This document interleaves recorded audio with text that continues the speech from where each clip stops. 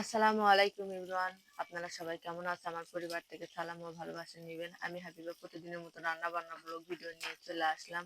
আমি প্রতিদিন কি কি রান্না বান্না করি সেটা আপনাদের সাথে তুলে ধরার চেষ্টা করি। চলেন আজকে কি রান্না করেছি সেটা আপনাদের সাথে শেয়ার করি।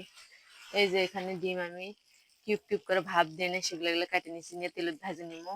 যদি এইভাবে ভাপ দেওয়া ভালোভাবে পারফেক্ট ভাবে দেখতে চান অবশ্যই কমেন্টে জানাবেন আমি কিভাবে ভাপটা দিয়ে নিছি। আর এই যেখানে আলু ইয়ে করে রাখছি, আলুর ডাল রান্না করবো। যেহেতু আপনারা শুনতেই পাচ্ছেন যে আমরা বাজার ঘাট করে নিয়ে 1 সপ্তাহ হয়ে গেল, ঈদ হয়ে আসতেছে।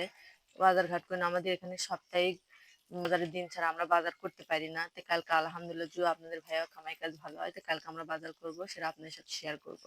রান্না বান্না করি সেটা আপনার সাথে দেখতে থাকে। এই তো আমার ডিম ভেজালা হয়ে গেছে। আমি এখন এগুলো তুলে নেবো। এর ভিতর তেল দিয়ে আমি পেঁয়াজটা ছেড়ে দিয়ে দিলাম,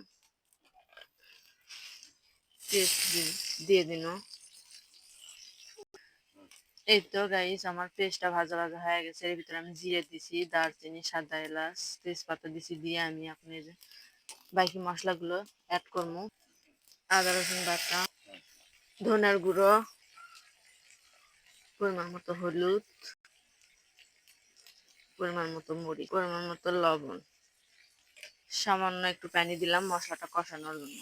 এই যে মশলাটা ভালোভাবে নেড়েচেড়ে কষে নেবো। লেতার ভিতরে আলু সিদ্ধ করে রাখে ছানা রাখছি, তাই সেগুলো দিয়ে দেবো এর ভিতর। এই যে আমার মশলা কষানো হয়ে গেছে, এই যে আলুগুলো ঢালে দিন। আমরা বগুড়ার মানুষ, আলু ঘাটি বিখ্যাত, কারণ আমরা ডিম দিয়ে, গরুর মাংস দিয়ে, মাছ দিয়ে, মানে আলু ঘাটি খাওয়ার ছেড়া যখন আমাদের ঘরে কোনো বাজার টাজার থাকে না তখন আমরা এই আলু ঘাটি বেশি খাই। সেটাই আপনার সাথে শেয়ার করুন। আমরা বগুড়ার মানুষ, আলু ঘাটি একবারে সেরা খাওয়া। এই যে নাড়াচাড়া করে ঢাকনা দিয়ে ঢেকে দিন। এই তো এবার আমি ঢাকনাটা আলোক করে এই যে নাড়াচাড়া করে দিচ্ছি। দেখেন কালারটা কিন্তু হেভি, মাশাআল্লাহ সেই সুন্দর আসছে। মনে হয় রান্নাটা অনেক মজা হবে। আমরা গ্রাম্য মানুষ, গ্রাম্য ভাবে রান্না বান্না করি। আপনাদের কাছে কেমন লাগে অবশ্যই কমেন্টে বলতে ভুলবেন না।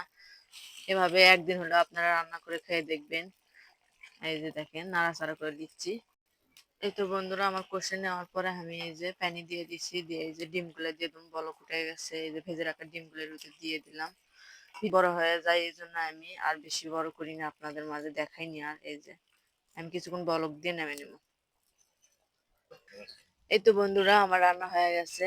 কেমন কালারটা কেমন আসছে অবশ্যই কমেন্টে বলবেন। আমাদের গ্রাম্য রান্না বান্না যদি ভালো লেগে থাকে অবশ্যই আপনারা আমার চ্যানেলটি সাবস্ক্রাইব করে আমাদের পাশে থাকবেন। আপনাদের ভালোবাসা আর উৎসাহিত নিয়ে আমরা অনেক দূরে এগিয়ে চাই। অবশ্যই আমার লং ভিডিও দেখে আমাদের ভালোবাসা সাপোর্ট দিয়ে এগিয়ে নিয়ে যাবেন। আজকের মতো আমি হাবিবা এখানেই বিদায় নিচ্ছি। আল্লাহ হাফেজ সবাইকে।